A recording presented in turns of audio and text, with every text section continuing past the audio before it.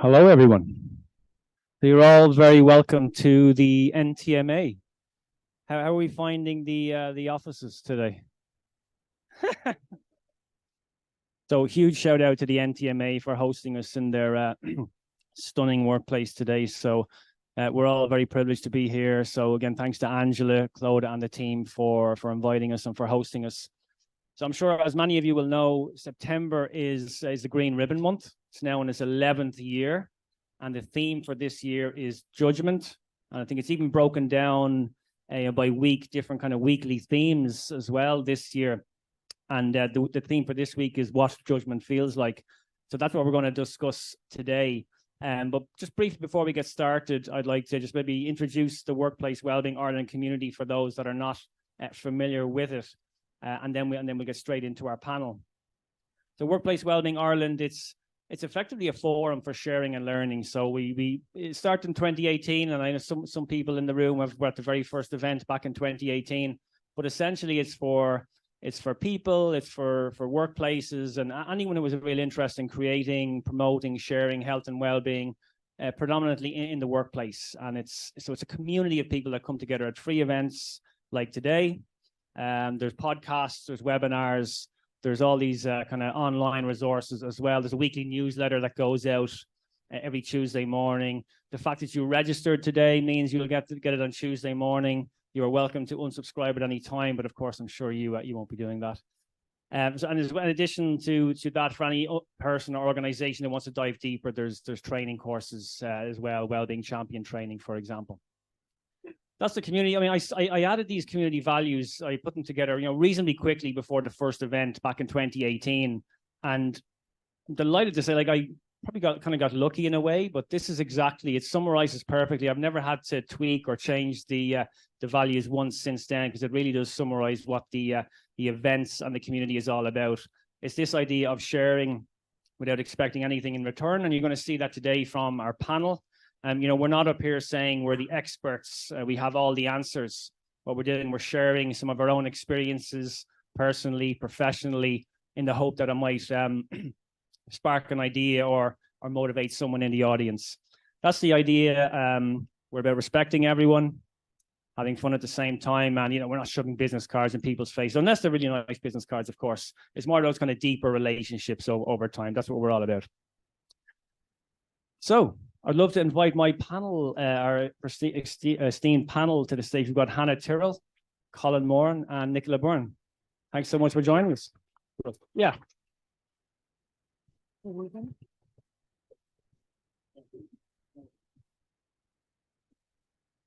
Cool. So very interesting CVs and all our panelists. And rather than me just read off a page, I think it'd be much nicer if you wanted to introduce yourselves, if that's okay, guys. Cool. Hi guys, thanks for having me. My name is Hannah Tyrell. I am a current Dublin ladies footballer and ex-Irish Rugby international. My actual job is I'm a primary school teacher over in St. Patrick's Cathedral Grammar School in town. And I have struggled with my mental health in the past with an eating disorder, or in the form of bulimia, and I also used to self-harm. So I have been very open about my struggles and what I've came through, and how I suppose opening up helped me, and the support network I had around me. And I suppose the reason why I open up about it now is because growing up I felt like I didn't have very many events like this, or I wasn't aware of organizations that were out there to help us, and I kept everything to myself and bottled it all up, and unfortunately things became much worse for me in that regard. So I appreciate all the efforts that are out there now, and I want to kind of add my 2 cents to that to help people overcome their problems. I think my mic is working. Is it working okay? I'm Nicola Byrne. I'm the CEO of Shine. Shine is a mental health charity that's gone more than 40 years. It was originally called Schizophrenia Ireland.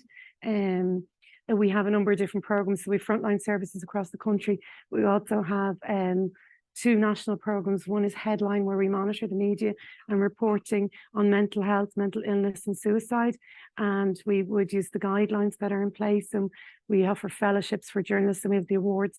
So we encourage good practice in writing about news stories and producing documentaries and that on the topic. But the program I'm here to talk to you today about is it's the Sea Change program, the Green Ribbon program. and that's our National Stigma Reduction Programme. It's mostly funded by the National Office for Suicide Prevention, which is the HSE, and we're in our 11th year. And myself, I've worked most of my life in mental health. I'm a social worker by background. I've kept the registration. I don't know, it's fear of letting go. You know, if everything else collapses, the world always needs social workers. I'm a single mom and I have my own lived experience as well. So it's lovely to meet you all. Thanks. Hi, everyone. My name is Colin Moran and I work here in the NTMA. I'm the head of lending in the SBCI, the Strategic Banking Corporation of Ireland. We're based downstairs on the ground floor. And when I was a lot younger, I used to play for the Dublin football team for over 10 years and was captain for a couple of those years. So delighted to be on the panel here today. Well, thanks, Colin. Thanks, everybody. Nicola, I might start with yourself first. The theme for week one, if you like, of the Green Ribbon campaign this year was what is judgment? Yeah. So maybe so that we're all on the same page, maybe we might start there. Give us your own interpretation of what is judgment in this context. I did a lot of research into this when I was looking at the themes, and really I think it's best to simplify it. Judgment is a cognitive construct. So it's what we think, whereas stigma is a social construct. And there's kind of internal judgment that we put on ourselves, and then there's the external judgment, which is what the world puts on us. So judgment is, a very intricate issue, but an awful lot of it is to with thinking and thoughts. And in the past, we used judgment to gauge safety and look at ways that we could operate in our communities. It becomes more complex when you're talking about mental health and mental illness, because people sometimes have myths and myth stories about the subject. And so therefore, the wrong sort of judgments can happen. But it is important, I think, when we think about judgment, to know that it's a cognitive function and it's something that we can change. And probably the worst judges of ourselves is ourselves. Oh, yeah. I always say sometimes we need to sack our own internal cheerleaders, Yeah. Sack them. we'll certainly come back to that. Thanks, Nicola. And Hannah, Colin, maybe in your own opinions, maybe personally, professionally, what's judgment for yourselves? For me, judgment is just how others perceive me, or what people think of me, or else what I think of other people. And judgment played a huge role in for me growing up. I started struggling with my eating disorder, my self-harm, when I was a young teenager. And the biggest reason for that was because when I was about 12 or 13, I was always very ambitious and competitive and wanted to be the best version of myself, but I often set the bar a little bit too high, and therefore saw myself as a failure for never really attaining the goals I set. And I often felt like I wasn't a good enough sister or daughter or friend. I wasn't good enough in school or sport, and no matter how well I was doing, I felt like I was a failure and that other people saw me as a failure. And so while I was judging myself very harshly and feeling like I wasn't doing good enough, I felt like others were judging me too. But I think a lot of that was probably a little bit of a figment of my imagination. And at my role as a secondary school teacher, obviously, is to provide like the academic side of things, but a big thing that I focus on is trying to get kids to go from first to sixth year, and at the end of it are well-rounded individuals, but is to try and make them see that, you only see the tip of the iceberg of people's lives, and to try not judge them by their appearance or what they see in school, because they've no idea of the background going on. And so, like, for me, it's all about what people think of you. And some people here might be able to brush off the really easy bits of that, like, I couldn't care less what people think, and others take every single minute word that is said to them and take that as a weapon to themselves, I suppose. And for me, I kind of had to learn my own path through life in that, and take it with a pinch of salt what people say to me and how they're judging me, and then also for myself to not be as harsh on myself. I probably have lowered my goals and ambitions a little bit to make sure that sometimes I was successful, because when I set the bar too high and I was failing, it led me down that negative cycle of self-harm and all the rest. And it all came from that judgment. And when I was self-harming and when I did have my eating disorder, it got worse and worse because I kept it to myself, because I was afraid of speaking out. I was afraid of the stigma, the judgment. People might call me crazy and all that sort of stuff. And it only made things snowball and get worse. And judgment, it's a powerful thing, both from your own internal judgment and others can see you, and it can really change the perception and the journey that people take on life. Yeah, for me, like I suppose in a professional capacity here, working in the NTMA, like normally people associate judgment as a negative thing, but everybody here in this building is paid to use their judgment. You have people in ISIF making investment decisions, ourselves, HIBFI, SBCI, NAMA making lending decisions, and so on. But that can also have risks and be a negative thing. You know, in my role as head of lending in the SBCI, there's always a risk that you make assumptions about people, first impressions, whether good or bad, whether you choose them as to be a lending client of ours or not. And there's always risks, you know, there's things in the back of your mind that you might not be conscious of or be aware of, and make, you know, choose to work with them or not for the wrong reason. So I think that's something we've always to be aware of in a professional capacity, and not jump to conclusions too early, get more information, do more due diligence, and get opinions from your peers as well.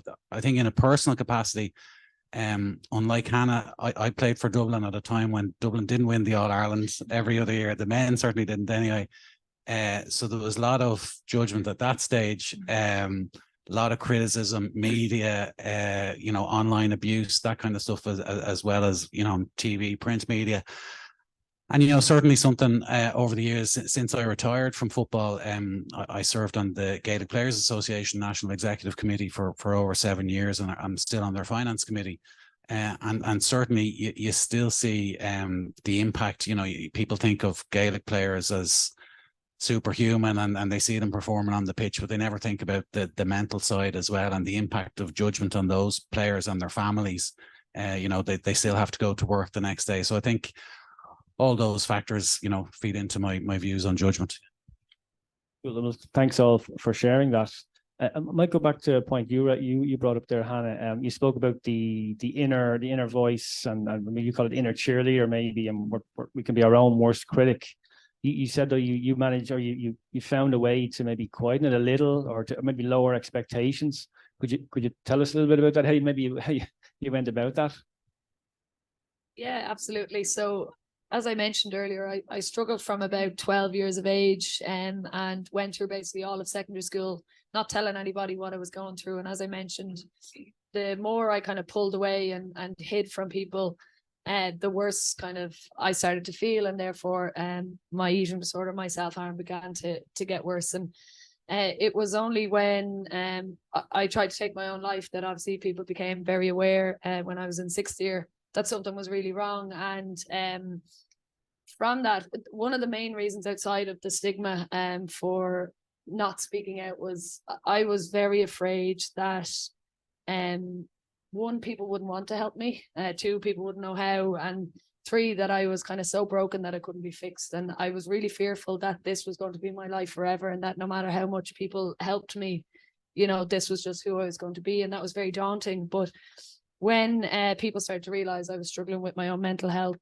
I realized that I had a huge support network out there, and nobody ran away, and everybody wanted to help. And a lot of people didn't really know how, but they were, you know, trying to support me in every way. And that was something that was so unexpected for me, because, as I said, I was really fearful that people might think I was crazy and not want to help and not be my friend, and I'd be completely vilified. But for me, that support network gave me that courage and hope to really throw myself into recovery a little bit. And it didn't happen overnight. It took a very long time, and I had a couple of, you know, positive steps forward and then some negative steps back. And I started to rely on my support network, and particularly my family and my now wife at the time. I started to communicate, and I wasn't very good at communicating before that. I didn't have the words, and I didn't really want to either. But the more I began to speak out, the better I began to feel. And because I got such a positive reaction from people in terms of the support there, I realized that maybe the stigma wasn't so bad, and that I didn't feel that harshly judged the way I thought things would be.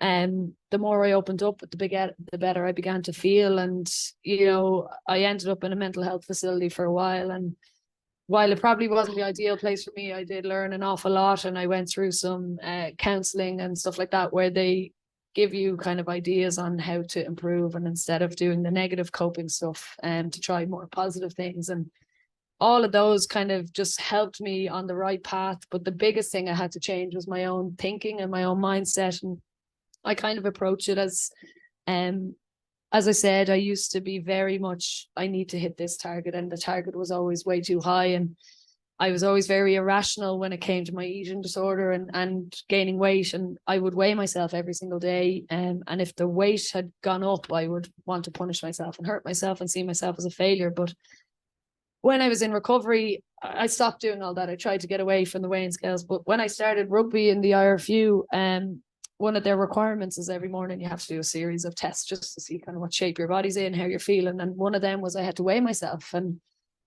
I nearly thought about walking away from the program then, because I felt like I would start tumbling back down my negative ways. But another thing they then told me was not only did I have to weigh myself, but that I was a little bit too skinny for rugby. And if I wanted to do well, I'd have to put on weight. And that was a definite no-no. But while talking to my support network, I kind of took a very different mindset and said, look, because of my eating disorder, I'd never really given myself the opportunity to be a top athlete and fuel myself correctly to be able to perform. And now that I'm in a professional environment and trying to play for my country, why don't I take recovery in a new direction now and go headfirst into that and see the scales as a positive? And if the weight is going up, I'm doing something really healthy and good for my body. And I had to rationalize it to the point where, if I got on the scales and I was up by a kilo in one day, that, I had to be like, well, to put on a pound is 3,500 calories. I clearly didn't eat 3,500 calories yesterday, so it must be water weight, and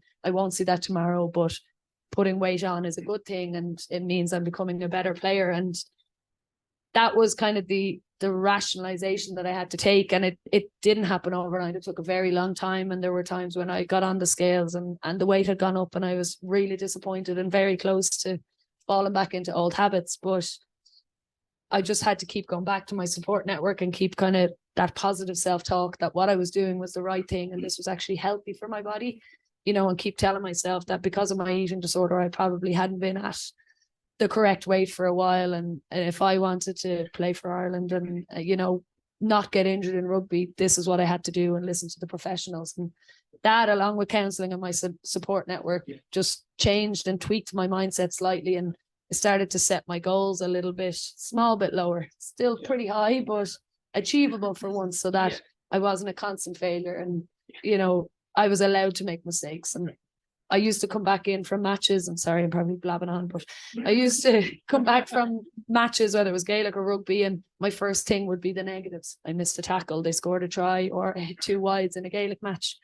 And my wife would be like, yeah, but you scored 2-7, or you scored a load of tries or whatever. And I wouldn't care about that. I'd be focused on the negative. So now it's very much like even in the All-Ireland final, I know I played really well in the first half and I scored 8 points, but in the second half I didn't score any points and I hit 2 short and 1 wide. And for me, that's what I would have focused on the most. But now I go, I played really well in the first half, and yes, it wasn't for 60 minutes, but maybe next year I'll do it for 60 minutes and we'll win again, hopefully, and all the rest. So it's just a little different mindset that I take now. I try focus on the positives and then go, yeah, look, I'm not perfect. I could take these work-ons and go from there, instead of coming home and just looking at the negatives and nothing else. Yeah.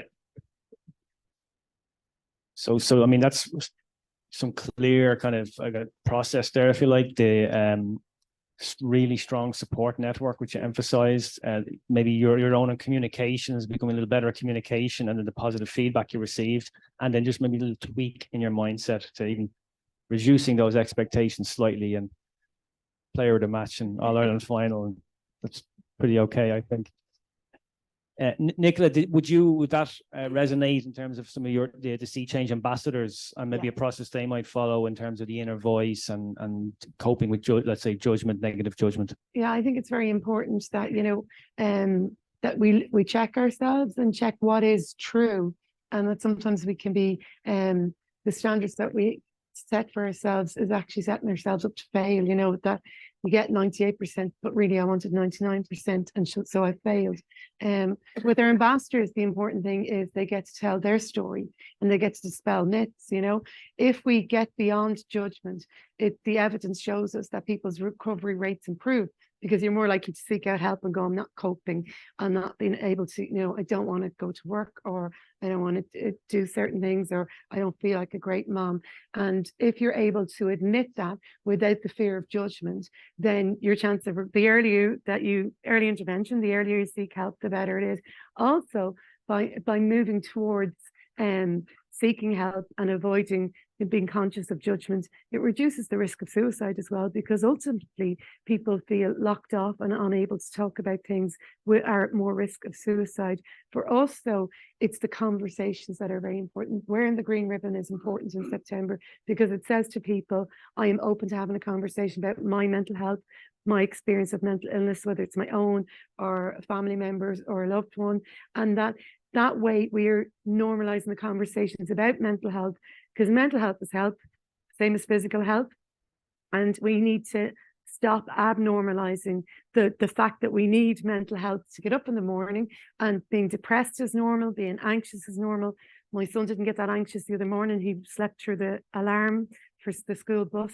Anxiety is necessary to function, and judgment can be good and judgment can be bad, but often it's the myth and the mistruths. You know, I often hear people talk about when they're describing schizophrenia, but they talk about it and it's actually they're describing multiple personality disorder.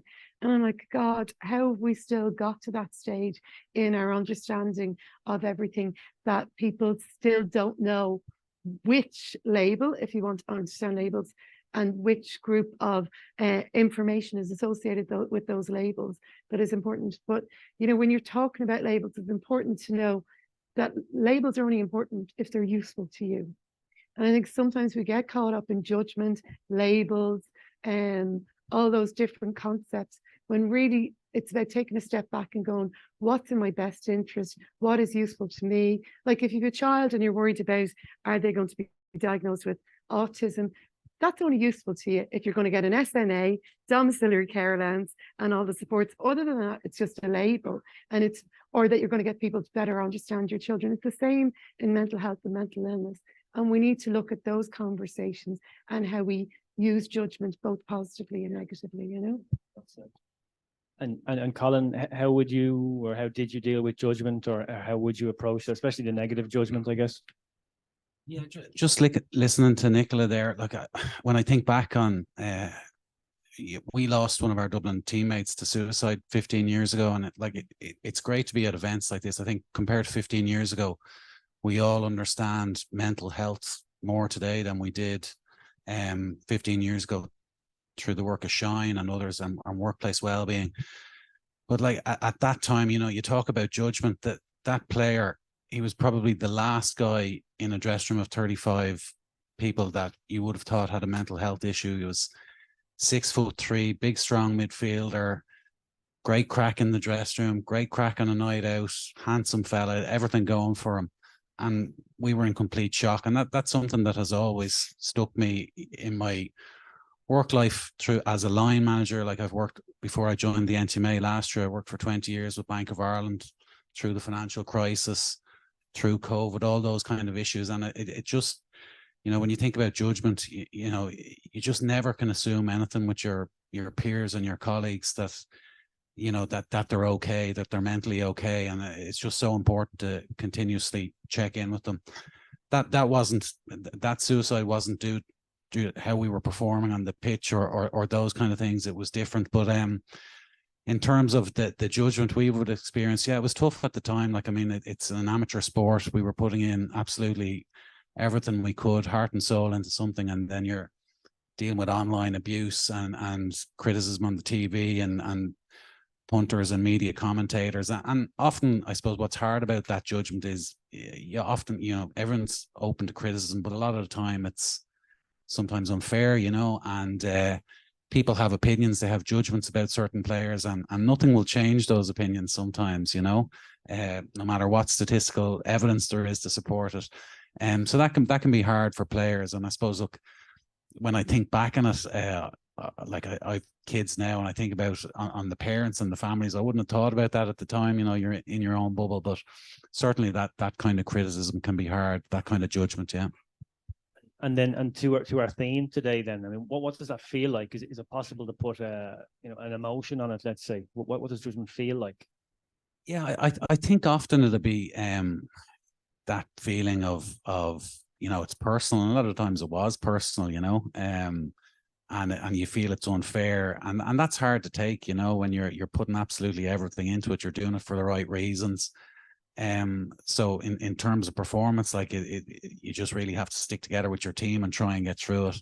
But it can be very difficult to take and feed into, you bring that. You might have a bad match on a Sunday, as Hannah said, and then you're bringing that through to your work life, on a Monday, Tuesday, and getting you down, and you're not yourself and that kind of stuff. So it can be very hard to take.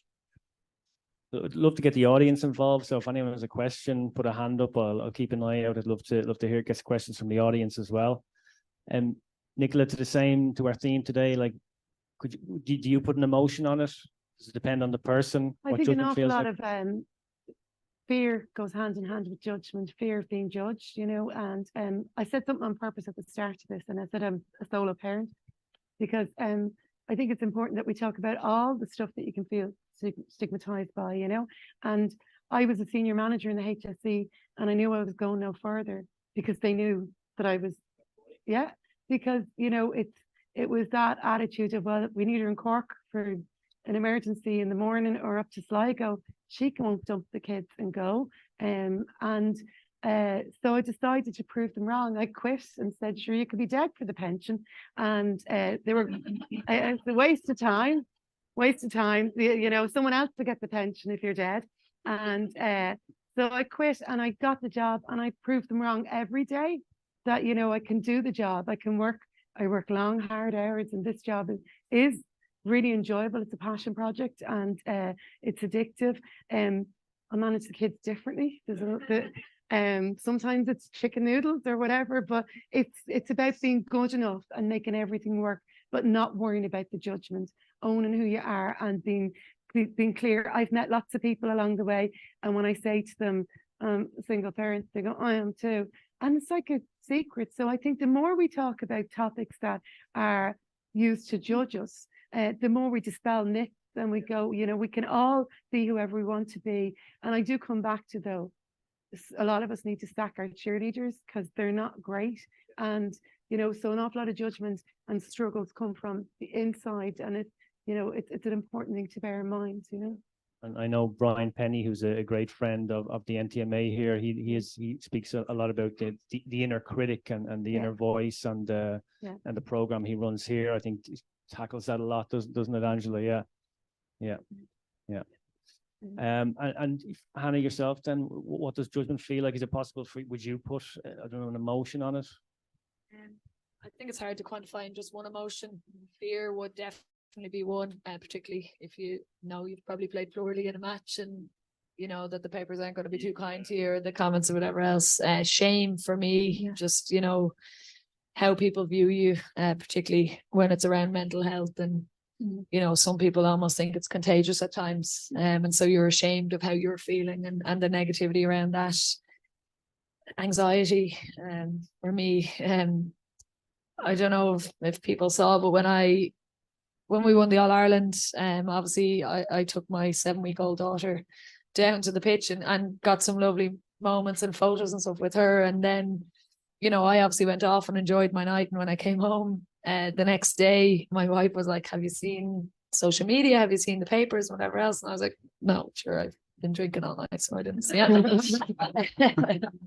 But there was loads and loads of comments, some obviously really positive and all the rest, but I had a lot of negative comments about people basically saying that, first of all, that I was a bad role model for women, because they automatically assumed that I had the child when my wife had obviously given birth, and that, I shouldn't be being highlighted and paraded as, being back in the pitch after having a kid after 7 weeks, and it was unrealistic and all the rest. And then I also had some very negative comments around the fact that people were saying I was the mother of this child when obviously I didn't give birth and stuff like that. And they're tough to take, particularly when you're coming off the top of a high. And for me, it was the highest of highs, you know, something I chased for so long.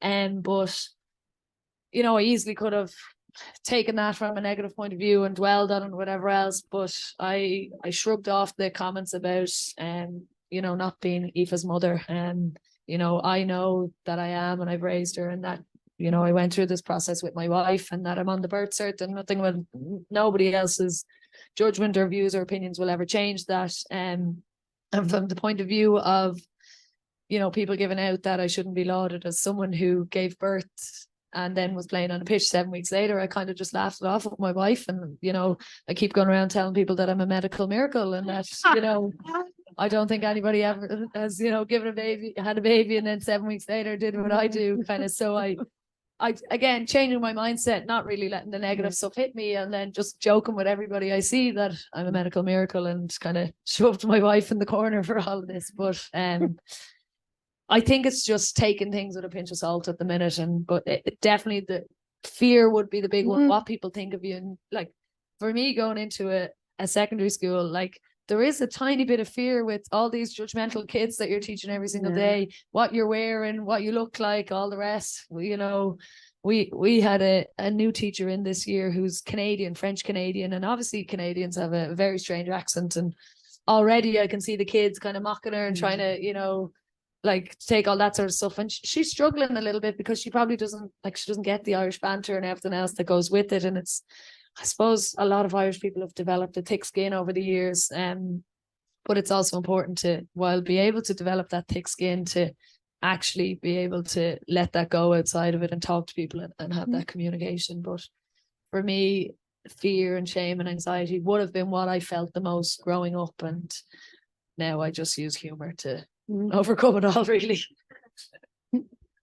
And to Colin's point, like, we've come a long way in 15 years. But I mean, clearly, both of your examples there, we've still got a long way to go. So the more events we have like this, and conversations like this in workplaces and clubs and communities, the better. So that's what the Green Ribbon campaign is all about, really, isn't it? Yeah.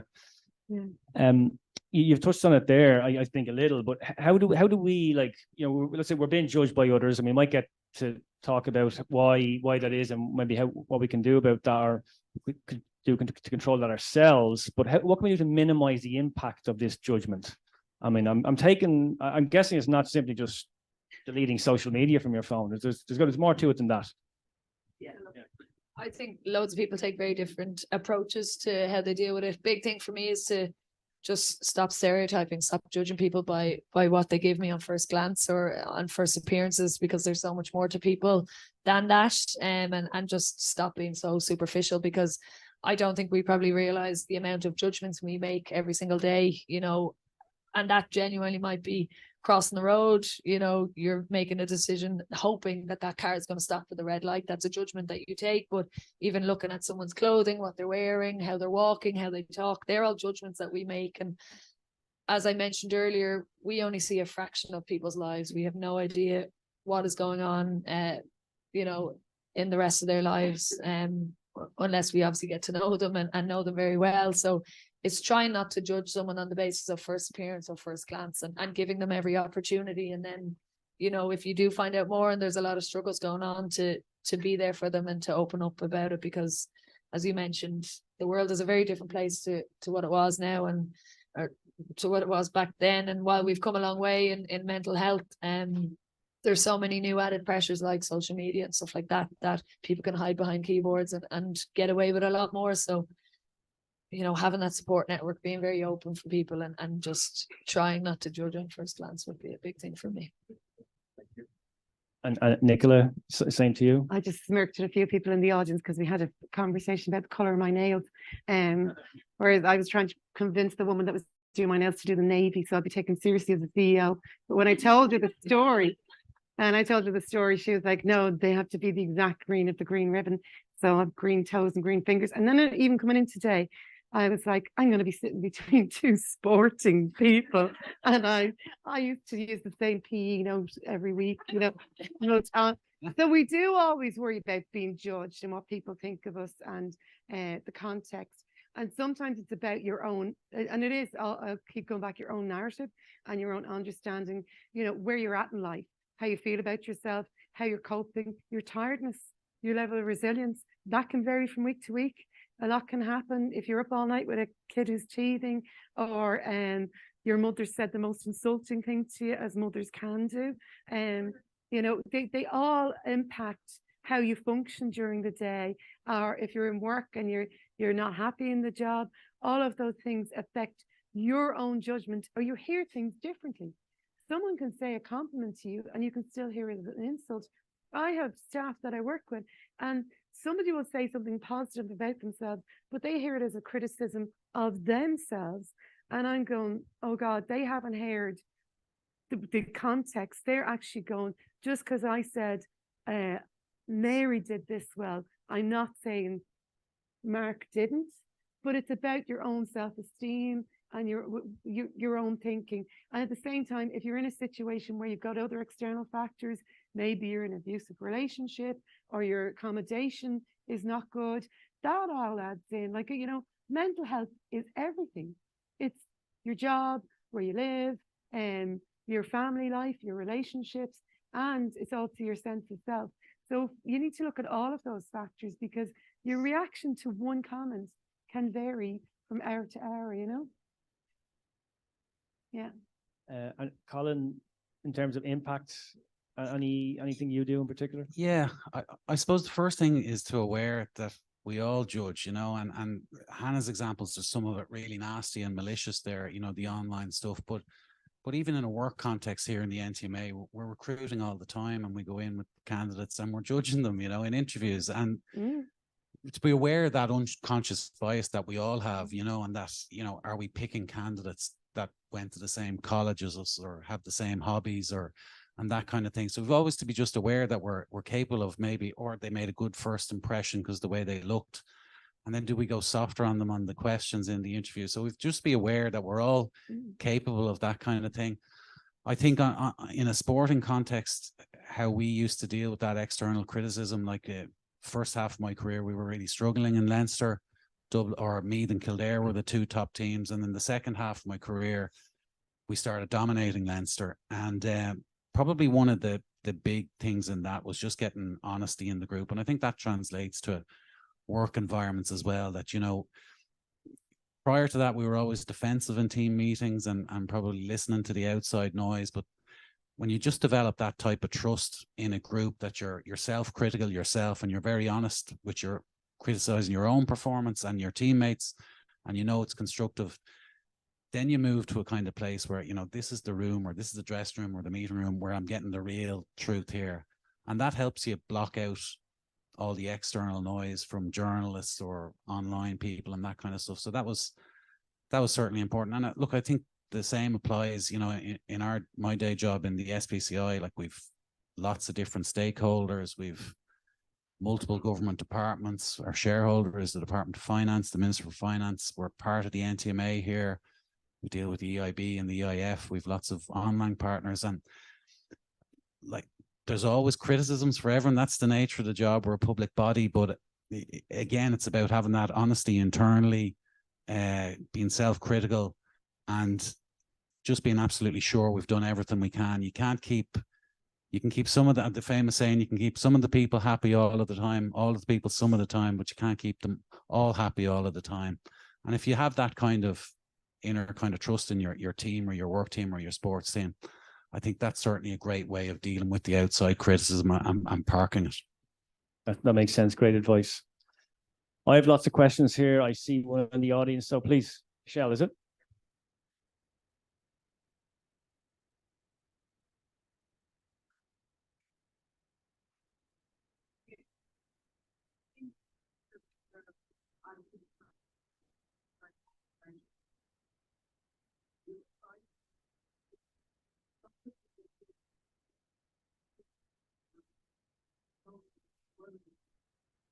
Yeah, look, I get this quite a lot. You know, for me, growing up, it's nothing that my parents did or, you know, didn't do that led me down that path. That was genuinely my own inner drive and wanting to be as good as I could.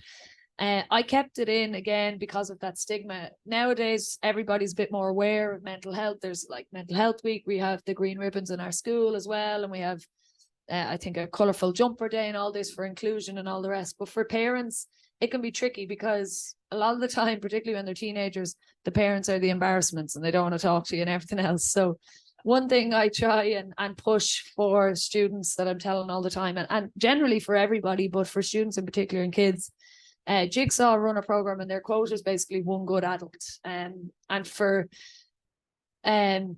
kids and students, I try and tell them, look, just try and find one good adult that you feel comfortable talking to. And unfortunately for parents, while they wish it would be them, it's usually not. And it might be the cool aunt or the uncle or an older cousin who's responsible enough to be able to take it further if they need to, and just kind of still as a family, parents can still make sure that you're kind of getting effective communication and making sure that just every day you're asking them how they are and not taking the fine or grand because they are not feelings or emotions as an answer, and just kind of trying to dive in and show that you care and just be like, look, if you ever need anything, you know I am here and the door is always open, and no judgment and all the rest from that.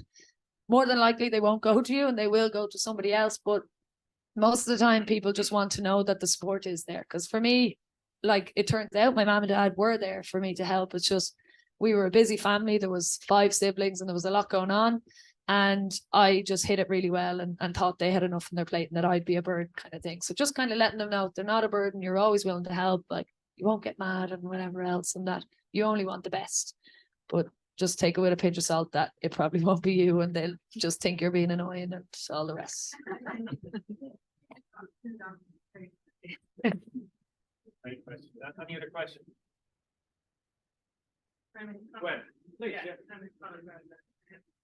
I work in math, so when you people doing very weekly mental health symptoms every day, and particularly that's right. I probably thought I was loud enough, but so I'm with MABS 28 years, and what has changed is probably the deaths that are coming forward, maybe the numbers that are coming forward. And Colin, you've been through the crash, so you like we've seen a lot of different things. What hasn't changed is the effect that it has on people's mental health, and it comes particularly from judgment. Hannah, you talked about the tip of the iceberg, and we'd always say to people, what you see is the play.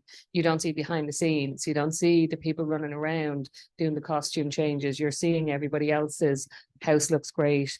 They've got great shoes. They did it, you know, but actually they're probably struggling financially as well. So it's, I think judgment, when you're talking, it's everywhere, and it isn't just who we are. It's what we feel we're a failure at. And unfortunately, and we talked about, if we talk about it more, we don't teach budgeting or otherwise in school. So then we add it into the pile of something to be ashamed of, because you're assumed when you get your first wage packet that you know about tax. You're assumed you know how to spend. You're assumed you know how to be efficient with your money. And then if you grow up in a family that hasn't got those skills, you don't have any to learn. If you grow up in a family, and we're all in this space now, we're digital, you're not seeing it. You don't get socialized into finances at home.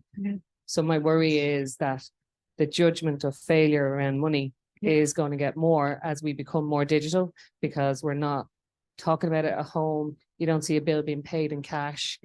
You don't see something being, I grew up seeing something going on the till at Tesco's or whatever, and something going back because there wasn't enough cash, whereas now everything is a tap. So it's, as I said, not a question, sorry, but a rambling comment. That's funny because I don't pay a single bill in my household, and that I'm not in charge of any of the bills, and if anything was to ever happen to my wife, I wouldn't have a clue what goes on. I pay them, but I don't physically pay them myself. I don't know the passwords to them and everything else. But a big thing that I've actually been pushing for in schools is, because same with the Department of Education, like I get my pay packet, there's all these list of things that are going out with no idea what they're going to and all the rest, because we don't learn that when we do the PME and to become teachers. I'm trying to push for my school to find some hours to teach TYs in particular, because that's where you kind of have the most kind of interchanges, that to try and learn about, you know, emergency tax in particular, because that's the thing they hit first when they end up having a job, revenue, how that works, looking at a pay slip, what that looks like and whatever else. The problem is trying to fit it into a timetable and getting your business teachers, usually who know most about it, to do it. But I think it's so important, you're right, because money ends up being such a stress factor in people's lives, and we're trying to keep up with, you know, what's out there. And particularly parents are so stressed out with kids who are trying to come in the Balenciagas and all these Huarache shoes and whatever else is going on. I don't even know, but like they're trying to be there, and the parents are actually fronting that to make sure the kid doesn't get bullied or stigmatized or whatever else. But then they're not seeing that the parent isn't having dinner because of that and whatever else, and it's causing that stress. And it's such a knock-on effect then, like, and it affects our mental health massively. Yeah. And I need to get on some bills, so I know what's going on at home. Yeah. Yeah. Yeah. SBAG in order. Yeah. Sorry, no, I agree. It's personal. I just mean if Yeah. you want someone to explain wages and tax and everything else, business person is probably the best. Just because they know what's up. Also, while you're mentioning money and shame and all of that, you know, if I put everyone in this room in a circle, I think it's important to bear that in mind and ask everyone to throw their problems on the floor. I think you'd run home with your own ones. And I think it's important to bear that in mind, that sometimes we think because we don't share everything with everybody and we share snippets, like I'm going, oh God, imagine you don't know your passwords. I actually feel a bit ashamed now. I know. That and it happens to me. Nobody knows where Anthony is. It's the opposite. But you know, it's that bit of actually, I only heard a snippet of Hannah's story, and it's the whole story is much more than that. And so we can't judge because we do not know the whole story, but also to look around the room and not feel that shame. It's the money thing as well. We don't know who actually is still in debt since the last collapse, or whose house has been taken over by a different company and they're actually paying rent and it's not a mortgage. We don't know all those stories on each other. And so it's to have a kinder approach to yourself, but also to share that with friends. The other thing that's made me smile is I was in a room full of members of the traveller community the other day, and they're really struck by suicide rates. Everybody in the room was heavily affected by suicide just in recent weeks. And so it was a tough atmosphere. But what they fail to see, and in your question about being a parent to teenagers, you can be the good adult to their friends. You can be the one good adult to other people. So sometimes we get focused in our parenting role on, oh, how can I read his mind or her mind? And how can I fix it so that, you know, I'm the worst in the world for going, have you thought about suicide? And, you know, the fear is all of those things. My 12-year-old looks at me like I'm just an alien at times.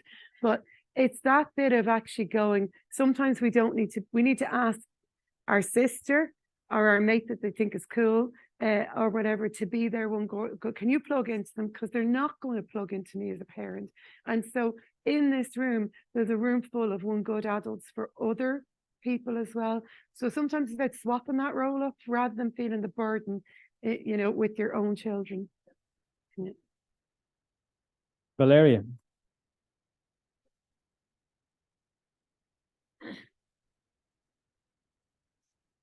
So judgment, the opposite of judgment will be non-judgment. So it's like Eastern philosophy perspectives and mindfulness. The official definition of mindfulness is paying attention in a particular way in the present moment, without judgment and on purpose. So my question is, do you see mindfulness being used as a tool to reduce judgment, to have a different perspective? Have you come across some of that? I think it's, yeah. I'll go first. I personally can't do mindfulness or don't like mindfulness purely because I like to be busy and doing something, and I find it very, very hard to just sit there and think about something. And anytime we've done meditation or yoga and all that sort of stuff, it's never really been for me. However, I have seen others who have gotten really good benefits from it and actually need that 5-minute or 10-minute reset and focusing on one thing. For me, I sit there and I go, yeah, I'm going to hear the waves that are going on my head and whatever, and then get ready for the match. And then I go, she could have to straighten her on at home. I probably didn't bring my boots, and then I go, when I go home there later, I'm definitely getting the takeaway, and then the mindfulness is gone because I can't just have that nothing, and that's just personally from my perspective. For me, it's never been it kind of thing, but I genuinely understand that for others it's worked really, really well, and it's allowed them to focus and perform and everything, and I love that for them. But for me, I need to be chatting to somebody else and just passing time that way kind of thing. So I hear you on that. I was just speaking to a team yesterday and this came up and I said the very same thing. Like, I've tried mindfulness many the time. I'd love to be, I'd love to be able to, I don't know, do it. or I think I have that busy mind though. Like, I do love switching off and trying to remove distractions. But for me, that's leaving the phone at home and going for a walk in the park across the road and just under the canal as well. And that's my, probably use a bit of form of mindfulness, but it's just not sitting maybe at home quietly. Any thoughts on either tools or mindfulness? I think it's a tool in a toolkit. You made me laugh because mindfulness, I just feel like a failure every time I do it because I'm like, what time is the G? What's the did I do this? And I can't. It's a skill. It's an art, and it works for some people. Yoga for others. You find your tools for your toolkit that work for you. And what I would say to you is maybe it's more that. It's about, did our new strategic plan this year, well, last year, and it was released this year. And, one of the values of being a social worker is non-judgmental attitudes, right? And what it is actually moving towards compassion and empathy. If we have compassion and empathy, and if we're informed, then we're not stigmatizing because we have the ability to sit and go, I don't know the whole story. I can't judge them. I need to sit with this. And who am I to judge? And so it's about compassion and empathy more than it is about, so mindfulness is a skill to maybe attune yourself or to, what I would say, give your soul peace in a very busy world.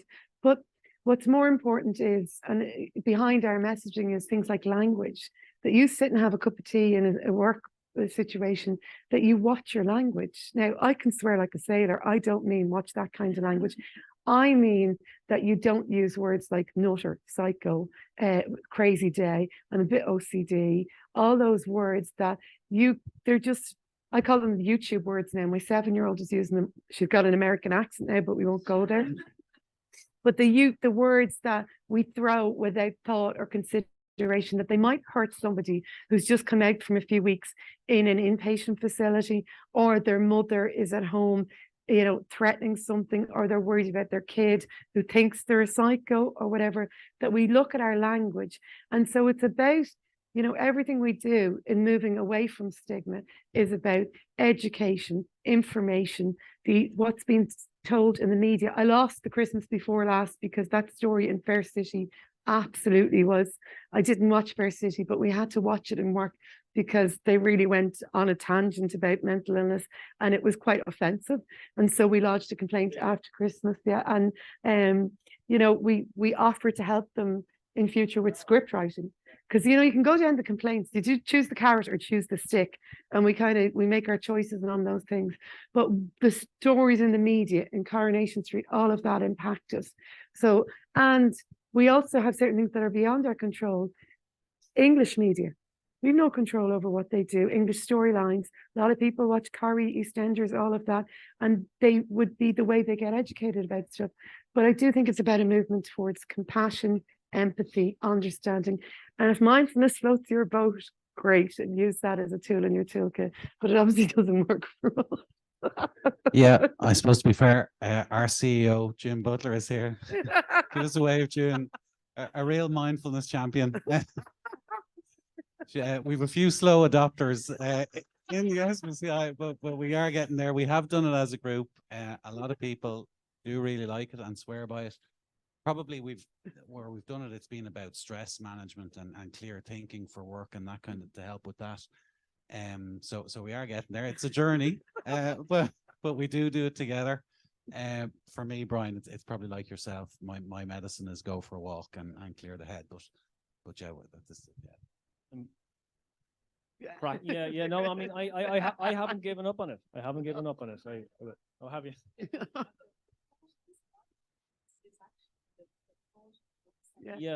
Yeah. No, I'm it's mindful what I'm doing. Yeah, yeah. Mm. Yeah. Yeah. Yeah. Excellent. So I am being mindful. Yeah. Okay. Excellent. Yeah. It's a whole different kind of. Yeah. That's a different group. Uh-huh. Judging them. Yeah. Yeah. So I've one more kind of big question. Sinead, though, I see you have a question. So did you found your way okay here today? Did you? Okay. Fantastic.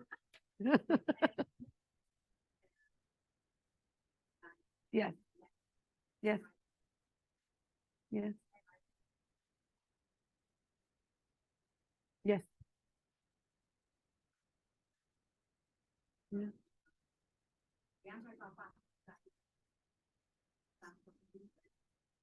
Yeah. It's not good enough. So yeah.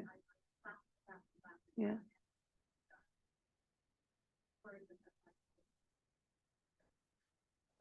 I think, the words are powerful and how we use them is very important. And I think it dehumanizes, like even conversations I've had since the start of this campaign this year, I can sound a bit too PC at times. And I have said, oh my God, I've had a crazy day. And it's out of my mouth before I've said it. So all we have to do is do our best to watch our language. And it's about being mindful, but it is about setting a standard. And okay, so it's used on YouTube. Does that mean it's an acceptable standard in our language? So it is about checking it and going, would that be okay for everybody? And how might that feel for other people? Again, it's more moving towards empathy and compassion. But our research does tell us that the language that people use affects how people will come forward about their own challenges because they feel judged. And we're coming full circle in a lovely conversation about judgment, in that I would like to see us moving forward into a conversation that's about moving towards something next year or the year after, rather than moving away from negative words like stigma and all of that. But I think we're still in the zone. When I see my 7-year-old going, that was mental and all of those things, I think we still have a huge problem, and it's an international problem. But it's okay to say the wrong word. We can't be that hard on each other that we judge each other for messing up. And a lot of things have changed. Not so long ago, we were smoking everywhere. We could pick up plastic bags that could carpet our whole houses, and we all had understairs that if you open them up, we'd drown in plastic bags. A lot has changed in recent years, and sometimes it's hard, to keep. I did look at you and go, my God, I couldn't open a car door when I was 6-7 weeks after a baby, and I was crying. I was crying with pride for you. So we all do judge things, and we don't know the truth about stories, and it's to just be okay with that, but to name it and say, okay, I do sound very PC, but it's lovely to just try and do better. That's all it's about. I love the advice that Sea Change share around language, and I would often pass it on in workshops as well. And there's a UN have a mental health strategy document which I can share with with everyone that registered here, and it just has some sound advice around language, problematic, preferred, and a bit of background and context to it. So I might share that. There's some simple enough advice in that. Any final questions, Mick? Yeah.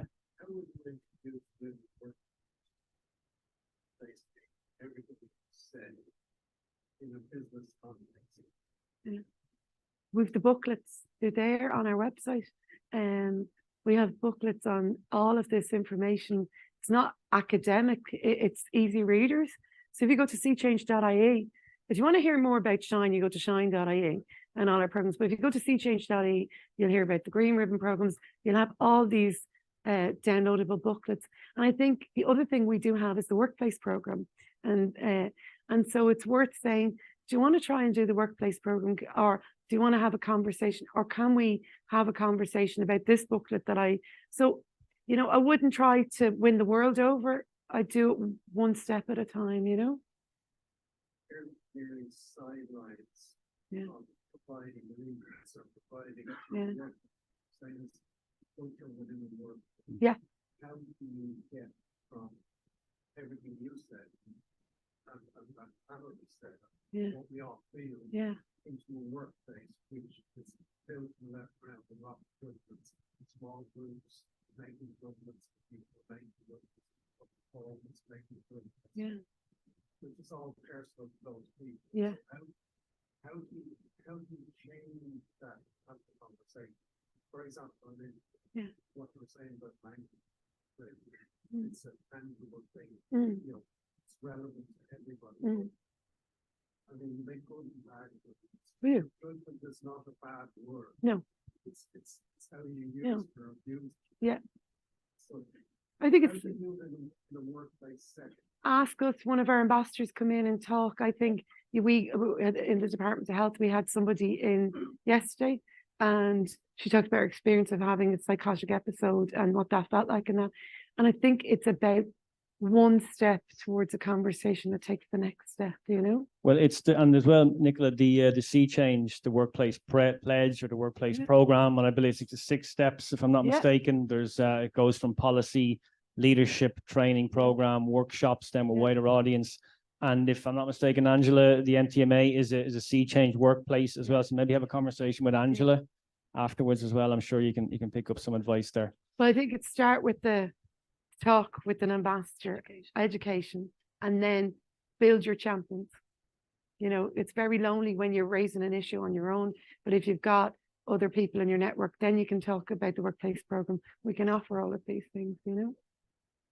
I just want to be conscious of everyone's time. We've just come up at 5:30. I believe there may be some canapes. If that's how you pronounce them, isn't it? What I was saying. So maybe if just pass a final comment from each of our panelists. Like, thanks so much for joining us, and maybe just if you'd like to add a final point to our discussion today. I suppose, like for me, as I mentioned, I share my story. I never planned to share my story until I did, and I realized the effects that it had on people, and people were kind of coming back with positive stories about reaching out. But we all go through good and bad days with our mental health, and we all probably know somebody who has or is struggling. And just be the support network, be the person who's there to help. And if you can't physically help yourself, help them to get the support they need via other organizations that are out there, because I think a lot of people, while they're not alone, they often feel lonely in these circumstances, and they feel like they can't turn to people and find the help they can, or, you know, people are too busy in their lives. So just letting people that you care about know that you are there for them and you're willing to help in whatever way you can. I think it's important to build your toolkit with the right tools that suit you, as we've had our mindfulness conversation, but there's different tools that suit everybody. And but also consider that one good adult concept, that you could be the one good adult, and go back to, I'll always know, what did you say? He calls it as the inner critic, whereas mine has pom-poms and it's scary. Yeah. She's a bit, yeah. And so, you know, sack the cheerleader. Just because the cheerleader is there doesn't mean, and like I've studied cognitive behavior therapy, and I would always say that, you know, thoughts are not the truth. They're just thoughts, like clouds, they'll change shape.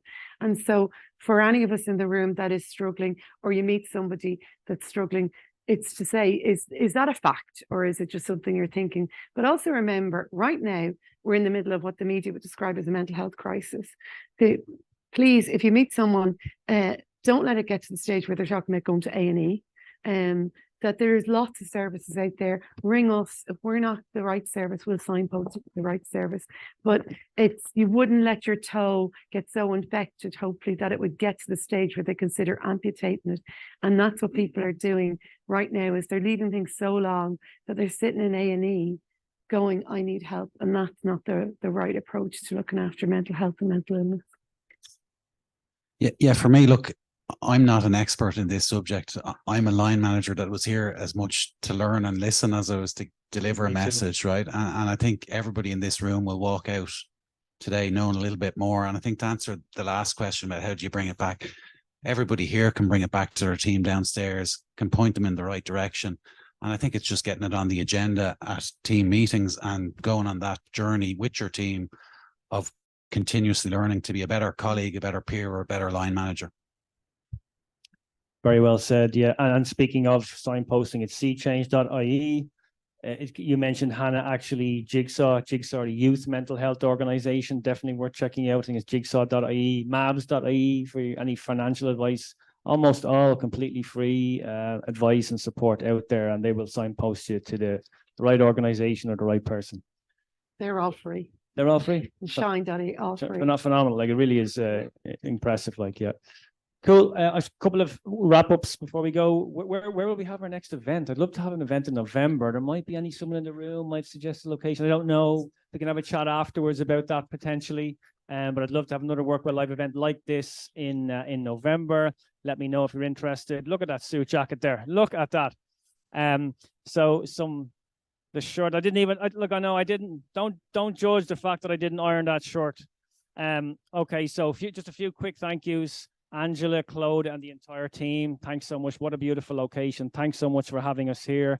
For the canapes, the catering team, we've Amy in the front of house, John, IT, recording here. We'll get a nice recording of this, by the way, and we can share it. We can share, speaking of sharing the conversation, we can pass that on to peers, to friends, etc.